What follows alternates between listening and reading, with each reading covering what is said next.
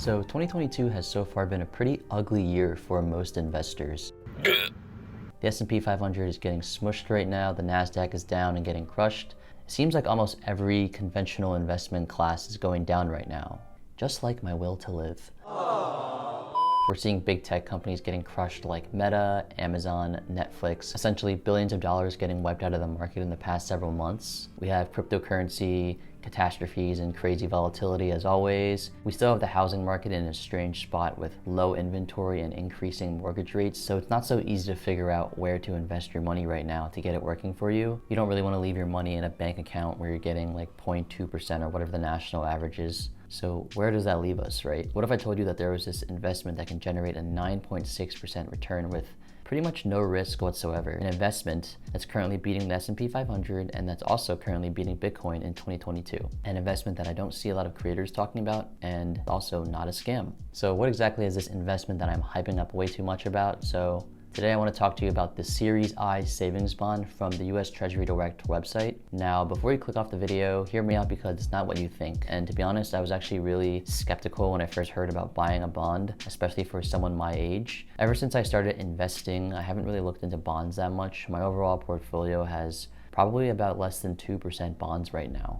I've always kind of had this mentality that, I'm young and I want to be aggressive with investing because at the end of the day, I have time on my side, hopefully anyways, right? I'm 25 right now and I theoretically have like at least another 40 years until the standard retirement age of 65. Typically in portfolios and actively managed retirement funds, mutual funds, you'll see a shift in bond allocation as you get older, meaning that a higher percentage of your portfolio gets converted into these bonds because they're safer and they make your portfolio a lot less volatile than stocks and other equities. You don't really want your portfolio crushed like in 2008.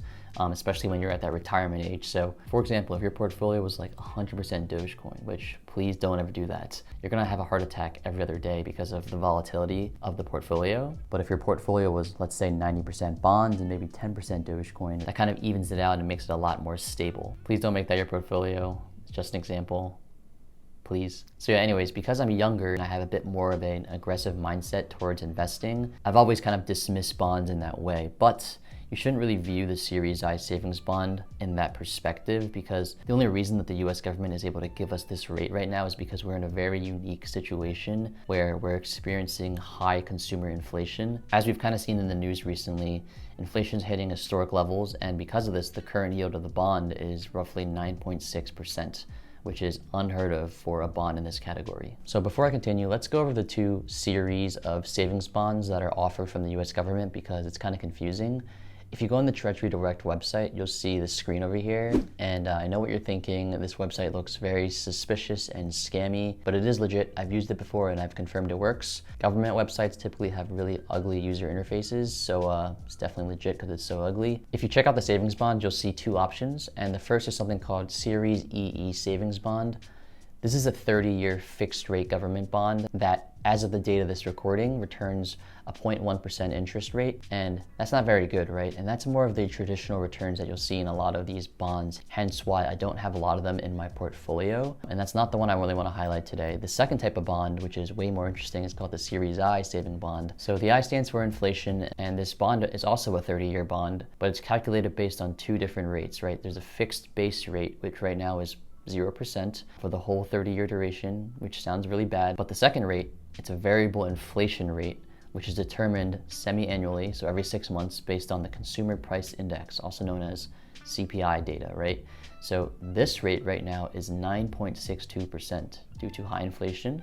All this means is that this bond or this rate is indexed to inflation, which, as we all know, because the US government, printed trillions of dollars during the pandemic, the US dollar has essentially gotten a lot weaker, goods and services are getting more expensive, so we have high consumer inflation, therefore the I bond rate is really high. Now, the next time this is calculated again in October at the end of the year, we don't know what the CPI data will show, but if you believe inflation is going to increase, then this rate could potentially be even higher in October. Whether you think inflation will get better or worse, depending on how the Federal Reserve, adjusts interest rates, it's important to understand how great of a return this actually is, the 9.6% return that we're seeing. The average rate of return from the stock market typically since like the 1950s has been around 10%. And to have that rate guaranteed in a bond, that is pretty insane.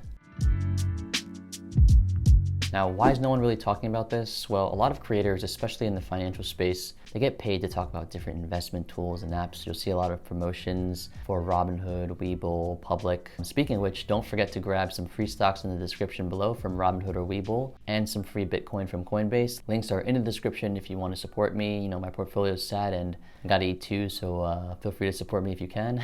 Anyways, like I said, for bonds, there's no commission, right? This is a government bond, meaning they're not really paying people to promote it. So that's kind of why I don't really think it's widely marketed. But nevertheless, I think it's still a great financial product or financial tool to know about. All right, now a couple of things to understand about the I-bond. First things first, is it safe? So yes, treasury bonds are one of the most reliable investment tools out there, and that's because they're backed by the US government, and the Federal Reserve will pay you should you decide to cash out, even if their balance sheet is not so pretty, which, as we all know, they do have a lot of debt. I want to share with you 3 key features about the I-bond. First, really important thing to understand is that there's a limit to how much you can buy, right? So you can only buy $10,000 worth of I-bonds electronically every year. And the reason I say electronically is because there is a way you can buy an additional $5,000 of paper I-bonds, but that's only with your federal tax return, and that's not going to be so easy or common for the average person. So essentially $10,000 is your cap. The second thing to understand is that there are some time constraints for holding this bond. So like I said, this is a 30-year bond, meaning that you'll be able to receive the interest payments on a monthly basis for 30 years until the bond fully matures. However, you can't cash out until at least holding for 1 year. And if you sell before 5 years, you actually get hit with a slight penalty of 3 months of interest. That may be a bit confusing, but to sum it all up, all you have to know is that you can't sell before year 1. And if you sell between year 2 and 5, you get hit with a small penalty of 3 months of interest. From years 5 to 30, there's no penalty at all. You just get all the interest. So if you do the math, even if you sacrifice, 3 months of interest and holding it 1 year, the return on investment is actually still really strong relative to what you can get from like a typical savings account. And the final important feature that I want to highlight is that your income from these I-bonds is only subject to federal tax. So there's no state tax, there's no local tax. So that's a really good tax benefit. Now the question I'm sure you're asking is if this makes sense for you. While I unfortunately can't technically advise you to do anything since I'm not a financial advisor and this isn't financial advice, I do want to highlight some situations where I think this would make sense, hypothetically, of course. So if you have an established emergency fund of, 6 months and you're someone that doesn't need money to be liquidated in the next year, I think I-bonds are a great option. This is really important because I think I-bonds make the most sense only if you have money that you don't need to touch immediately, that you can hold for at least 1 year to get that 9.6% interest rate. It beats pretty much any bank that you can find right now. And again, I think it's really reliable and really safe. Another important question that I think is important to understand is that will I-bonds make you rich? And the answer is no, it's not going to. If you do the math, 9.62% off of a $10,000 investment is roughly $1,000. That's great money, that's a lot of money, but it's not gonna make you rich, right? Now, despite this, I still think it's a really powerful investment tool that can help you protect your purchasing power and to fight inflation to balance that out. Currently, there's just no bank or company that can offer you that return at all with the level of safety of the US government. I don't think this is going to be for everyone, but at the very least, I think you should know about it. Let me know if you guys like I-bonds, and hopefully you learned something. If you did, feel free to send this to someone that you think could benefit from it. See you guys next time. Peace.